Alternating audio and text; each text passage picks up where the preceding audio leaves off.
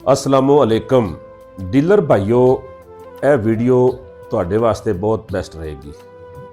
जे तुसी अपना टाइम बचाना चाहते हो, पैसा कमाना चाहते हो, तो इस फार्मूले के उत्ते अमल करोगे, इंशाअल्लाह तुहाडा बहुत कीमती टाइम बचेगा और तुहानू पैसा भी बचेगा। ये गल मेरी ज़हन च रख लो कि ज़मीन वेचण वाला जिवें कोई 5 रोटियां खा लवे तो उहदे कोलों साह लेना मुश्किल हो जाता ना, तो फिर वह साह औखा औखा लैंदा। इस तरह ही बहुत ज़्यादा डिमांड कर लैंदा ज़मीन वेचण वाला, जिहदे च उहदा साह नहीं लै जांदा ना, आखिरी हद तक पहुँचता भी इन्नी डिमांड मैं कर लवां, तो वह डिमांड करता है।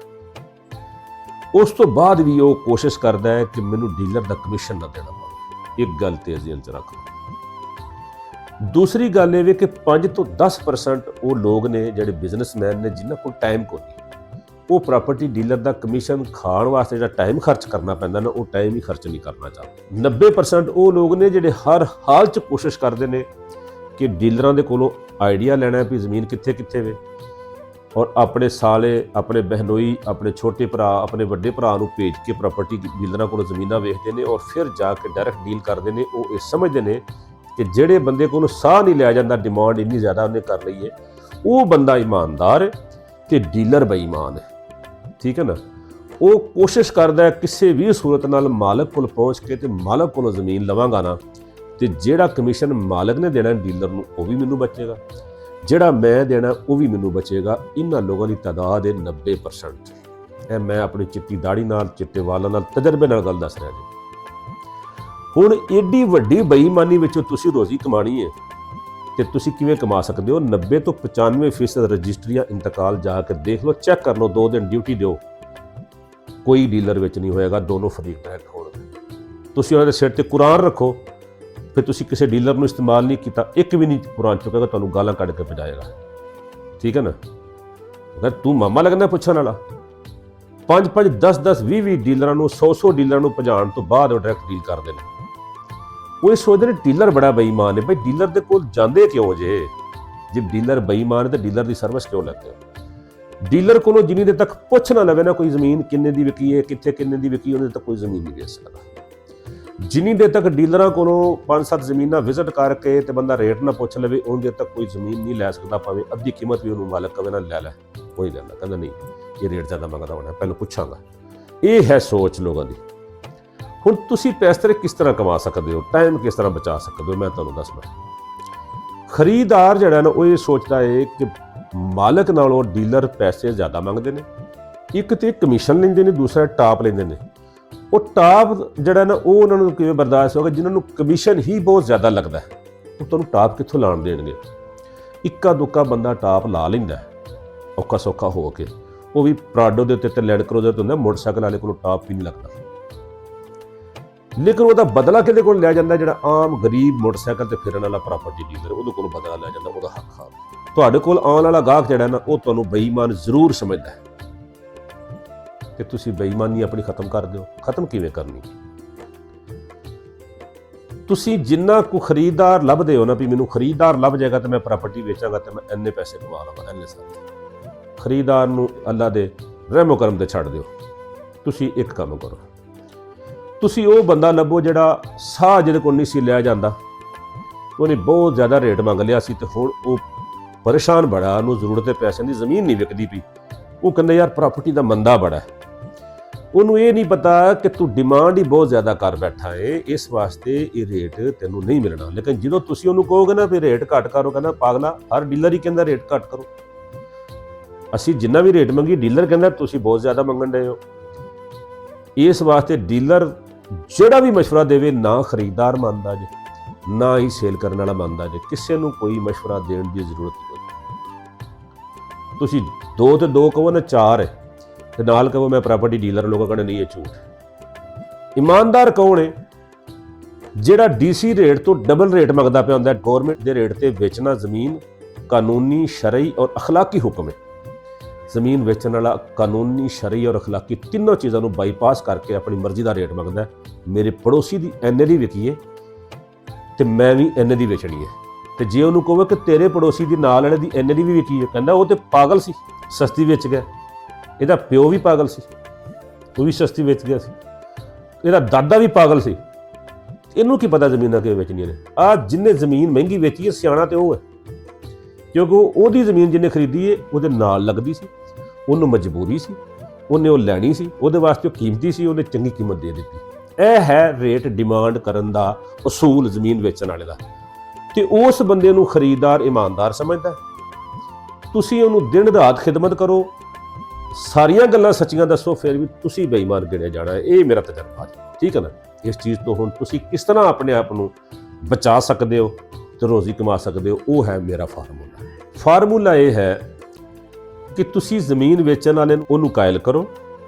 ਉਹਦੀ ਜ਼ਮੀਨ ਦੀ ਅਸੀਂ ਇੱਕ ਮੁਕੰਮਲ ਵੀਡੀਓ ਬਣਾਵਾਂਗੇ। ਅਸੀਂ ਆਪਣੇ YouTube ਚੈਨਲ, ਆਪਣੇ Facebook ਪੇਜ ਉੱਤੇ ਉਹਦੀ ਪ੍ਰਾਪਰਟੀ ਦੀ ਮੁਕੰਮਲ ਵੀਡੀਓ ਬਣਾਵਾਂਗੇ, ਜਿਵੇਂ ਕਿ ਅਸੀਂ ਬਣਾਉਂਦੇ ਹਾਂ। ਪੂਰਾ ਐਡਰੈਸ ਦੱਸਾਂਗੇ, ਉਹ ਪ੍ਰਾਪਰਟੀ ਹਰ ਜ਼ਰੂਰਤਮੰਦ ਬੰਦੇ ਦੇ ਘਰ ਤੱਕ, ਉਹਦੇ ਦਫ਼ਤਰ ਤੱਕ ਪਹੁੰਚ ਜਾਏਗੀ, ਕਿਉਂਕਿ ਸਾਡੇ ਚੈਨਲ ਦੇ ਉੱਤੇ ਆਉਂਦਾ ਹੀ ਹੋਵੇ ਜਿਹਨੇ ਜ਼ਮੀਨ ਲੈਣੀ ਹੈ ਜਾਂ ਜ਼ਮੀਨ ਵੇਚਣੀ ਹੈ, ਜਾਂ ਤੁਸੀਂ ਭਾਈ ਹੋ, ਹੋਰ ਤੇ ਕੋਈ ਬੰਦਾ ਨਹੀਂ। ਅਸੀਂ ਇਸ ਨੈਟਵਰਕ ਤੇ ਉਸ ਪ੍ਰਾਪਰਟੀ ਦੀ ਮੁਕੰਮਲ ਡਿਟੇਲ ਰੱਖਾਂਗੇ। ਵਿਜ਼ਿਟ ਅਸੀਂ ਉਹਨੂੰ ਆਨਲਾਈਨ ਹੀ ਵਿਜ਼ਿਟ ਕਰਾ ਦੇਵਾਂਗੇ। ਖਰੀਦਦਾਰ ਨੂੰ ਕਵਾਂਗੇ ਕਿ ਤੂੰ ਜਾ, ਇਹ ਐਡਰੈਸ ਹੈ, ਨਾ ਵੀ ਕਿਹਾ, ਜਦੋਂ ਅਸੀਂ ਐਡਰੈਸ ਦੱਸ ਦਿੱਤਾ ਉਹਨੇ ਜਾਣਾ ਹੀ ਮਾਲਕ ਕੋਲ, ਸਾਡੇ ਕੋਲੋਂ ਨਹੀਂ ਆਉਣਾ ਕੋਲ। ਅਸੀਂ ਵਿਖਾ ਕੇ ਆਈਏ ਤੇ ਬੰਦੇ ਕੋਸ਼ਿਸ਼ ਕਰਦੇ ਨੇ ਯਾਰ ਡਾਇਰੈਕਟ ਡੀਲ ਹੋ ਜਾਵੇ। ਜਦੋਂ ਅਸੀਂ ਐਡਰੈਸ ਦੱਸ ਦੇਵਾਂਗੇ ਫਿਰ ਉਹ ਸਾਡੇ ਕੋਲ ਨਹੀਂ ਆਏਗਾ, ਫਿਰ ਉਹ ਮਾਲਕ ਦੇ ਕੋਲ ਜਾਏਗਾ। ਮਾਲਕ ਨਾਲ ਬੈਠ ਕੇ ਉਹ ਡੀਲ ਕਰ ਲਏਗਾ, ਜਿੰਨੇ ਦੀ ਉਹਨੂੰ ਵਾਰੇ ਚ ਆਏਗੀ ਉਹ ਲੈ ਲਏਗਾ, ਜਿੰਨੇ ਦੀ ਉਹਨੂੰ ਵਾਰੇ ਚ ਆਏਗੀ ਉਹ ਦੇ ਦੇਗਾ। ਡੀਲ ਦੋਨਾਂ ਦੀ ਹੋ ਗਈ। ਤੁਸੀਂ ਪੁੱਲ ਬਣੇ, ਤੁਸੀਂ ਜ਼ਰੀਆ ਬਣੇ। ਹੁਣ ਜਿਹੜੀ ਡੀਲ ਅਸੀਂ ਕਰਾ ਕੇ ਪੈਸੇ ਲੈਣੇ ਨੇ, ਉਹ ਪੈਸਿਆਂ ਦਾ ਤੁਸੀਂ ਮਾਲਕ ਦੇ ਕੋਲੋਂ ਇੱਕ ਸਟਾਂਪ ਪੇਪਰ ਤੇ ਐਗਰੀਮੈਂਟ ਕਰਾ ਲਓ ਕਿ ਇੰਨੇ ਪੈਸੇ ਤੂੰ ਸਾਨੂੰ ਦੇਣੇ ਨੇ। ਅਸੀਂ ਤੇਰੀ ਪ੍ਰਾਪਰਟੀ ਦੀ ਇਸ ਚੈਨਲ ਪ੍ਰਾਪਰਟੀ ਮੰਡੀ ਆਨਲਾਈਨ ਦੇ ਉੱਤੇ ਮਾਰਕੀਟਿੰਗ ਕਰਾਂਗੇ। ਇਹ ਸਾਡਾ ਚੈਨਲ, ਤੁਸੀਂ ਇਸ ਚੈਨਲ ਦੇ ਮਾਲਕ।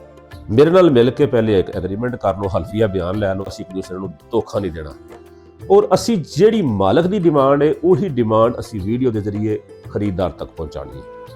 ਖਰੀਦਦਾਰ ਨੂੰ ਜਿਹੜਾ ਡਰ ਹੈ ਕਿ ਡੀਲਰ ਟਾਪ ਲਾਉਂਦਾ ਹੈ, ਉਹ ਖਤਮ ਹੋ ਜਾਏਗਾ। ਵੇਚਣ ਵਾਲੇ ਨੂੰ ਜਿਹੜਾ ਡਰ ਹੈ ਕਿ ਮੇਰੇ ਕੋਲੋਂ ਸਸਤੀ ਲੈ ਕੇ ਤੇ ਮਹਿੰਗੀ ਵੇਚ ਕੇ ਤੇ ਪੈਸੇ ਨਾ ਕਮਾ ਲਵੇ ਡੀਲਰ, ਉਹ ਵੀ ਖਤਮ ਹੋ ਜਾਏਗਾ। ਦੋਨਾਂ ਨੂੰ ਅਸੀਂ ਡਾਇਰੈਕਟ ਡੀਲ ਕਰਨ ਦਾ ਮੌਕਾ ਦੇਵਾਂਗੇ। ਉਹਦੇ ਵਿੱਚੋਂ ਆਪਣਾ ਜਿਹੜਾ ਕਮਿਸ਼ਨ ਬਣਦਾ ਦੋਨੋਂ ਸਾਈਡਾਂ ਦਾ, ਉਹਦਾ ਸਟਾਂਪ ਲੈ ਲਵੋ ਵੇਚਣ ਵਾਲੇ।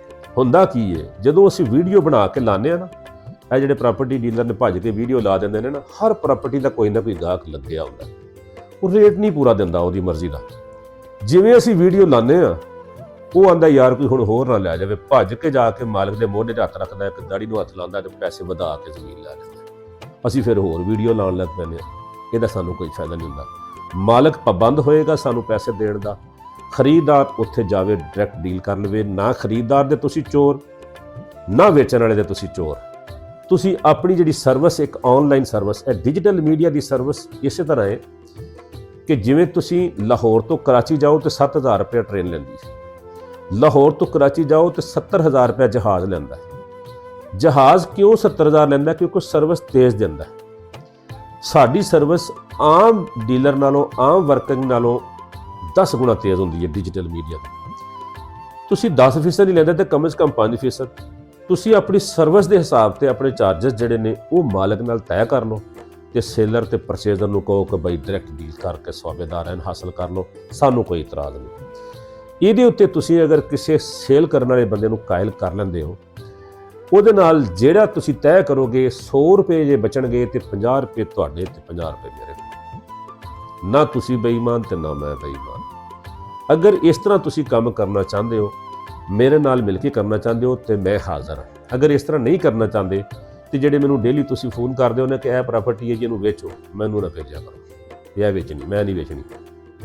ਜਿਹੜਾ ਤੁਸੀਂ ਖਰੀਦਦਾਰਾਂ ਵਾਸਤੇ ਮੈਨੂੰ ਫੋਨ ਕਰਦੇ ਹੋ, ਜੇ ਸਾਡੇ ਕੋਲ ਇੱਕ ਗਾਹਕ ਹੈ ਤੇ ਉਹਨੂੰ ਜ਼ਮੀਨ ਚਾਹੀਦੀ ਹੈ ਤੇ ਸਾਨੂੰ ਦੱਸੋ ਤੁਹਾਡੇ ਕੋਲ ਕਿਹੜੀਆਂ ਜ਼ਮੀਨਾਂ ਨੇ, ਇਹ ਵੀ ਮੇਰੀ ਹੱਥ ਬੰਨ੍ਹ ਕੇ ਰਿਕੁਐਸਟ ਹੈ। ਇਹ ਸਮਝ ਲਓ ਕਿ ਜਿਹੜੇ ਬੰਦੇ ਨੇ ਤੁਹਾਨੂੰ ਫੋਨ ਕੀਤਾ ਨਾ ਮੇਰੇ ਵਾਸਤੇ ਜ਼ਮੀਨ ਲੱਭੋ, ਉਹਨੇ ਮੈਨੂੰ ਵੀ ਕੀਤਾ ਹੁੰਦਾ, ਉਹਨੇ ਹੋਰ ਵੀ 10 ਨੂੰ ਕੀਤਾ ਹੁੰਦਾ, ਔਰ ਫਿਰ ਵੀ ਉਹ ਤੁਹਾਡੇ ਨਾਲੋਂ ਜ਼ਿਆਦਾ ਰਫ਼ਤਾਰ 'ਚ ਖੁਦ ਲੱਭਣ ਡਿਆ ਹੁੰਦਾ ਕਿ ਮੈਂ ਡਾਇਰੈਕਟ ਲੱਭ ਲਵਾਂ ਤੇ ਮੇਰਾ ਕਮਿਸ਼ਨ ਬਚ ਜਾਏਗਾ ਦੋਨੋਂ ਸਾਈਡਾਂ ਦਾ।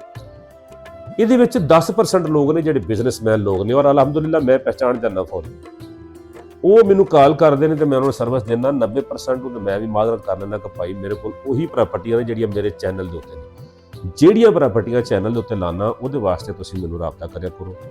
ਬਾਕੀ ਲਾਹੌਰ ਔਰ ਲਾਹੌਰ ਦੇ ਗਿਰਦੋ ਨਵਾਹ ਦੇ ਵਿੱਚ ਮੇਰੇ ਕੋਲ ਬੇਸ਼ੁਮਾਰ ਪ੍ਰਾਪਰਟੀਆਂ ਨੇ, ਤੁਸੀਂ ਲੈਣਾ ਚਾਹੁੰਦੇ ਹੋ ਮੈਨੂੰ ਤੁਸੀਂ ਮੁਲਾਕਾਤ ਕਰੋ, ਮੈਂ ਤੁਹਾਨੂੰ ਉਸ ਪ੍ਰਾਪਰਟੀ ਦੀ ਗੂਗਲ ਲੋਕੇਸ਼ਨ ਸਮਝਾਵਾਂਗਾ। ਇਹ ਜ਼ਮੀਨ ਇੰਨਾ ਰੇਟ ਹੈ, ਪਸੰਦ ਆਈ ਤੇ ਮੌਕੇ ਤੇ ਜਾ ਕੇ ਦੇਖ ਲਵਾਂਗੇ। ਬਾਕੀ ਘਰ ਬੈਠੇ ਜਿਹੜੇ ਕਹਿੰਦੇ ਨੇ ਜੀ ਸਾਨੂੰ ਲੋਕੇਸ਼ਨ ਸੈਂਡ ਕਰ ਦਿਓ, ਤੇ ਸਾਡੇ ਭਰਾ ਭੱਜ ਕੇ ਲੋਕੇਸ਼ਨ ਸੈਂਡ ਕਰ ਦਿੰਦੇ ਨੇ, ਪਿਛਾੜ ਯਾਰ ਜੋ ਨਸੀਬ 'ਚ ਹੋਇਆ ਮਿਲ ਜਾਏਗਾ। ਜੇ ਨਸੀਬਾਂ 'ਚ ਮਿਲਣਾ ਤੇ ਫਿਰ ਪ੍ਰਾਪਰਟੀ ਦਾ ਕੰਮ ਕਿਉਂ ਕਰਦੇ ਹੋ? ਅੱਲਾ ਅੱਲਾ ਕਰੋ, ਅੱਲਾ ਤੁਹਾਨੂੰ ਹੋਰ ਬਿਹਤਰ ਹੱਲ ਕਰ ਦੇਗਾ। ਤੁਸੀਂ ਪ੍ਰਾਪਰਟੀ ਦੇ ਕੰਮ ਦੇ ਵਿੱਚ ਹੀ ਡੋਰੀ ਅੱਲਾ ਤੇ ਸੁੱਟਣੀ ਹੈ, ਹੋਰ ਕੋਈ ਕੰਮ ਕੋਈ ਨਹੀਂ, ਠੀਕ ਹੈ ਨਾ।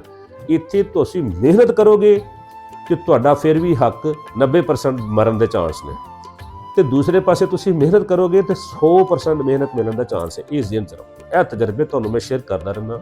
ਅਗਰ ਤੁਸੀਂ ਮੇਰੇ ਤਜਰਬਿਆਂ ਤੋਂ ਫਾਇਦਾ ਚੁੱਕਣਾ ਚਾਹੁੰਦੇ ਹੋ, ਮੇਰੇ ਚੈਨਲ ਨੂੰ ਵੀ ਸਬਸਕ੍ਰਾਈਬ ਕਰ ਲਓ, ਮੇਰੇ ਫੇਸਬੁੱਕ ਪੇਜ ਨੂੰ ਫੋਲੋ ਕਰ ਲਓ। ਇਜਾਜ਼ਤ ਚਾਹੁੰਦਾ, ਅੱਲਾ ਨਿਗਹਿਬਾਨ।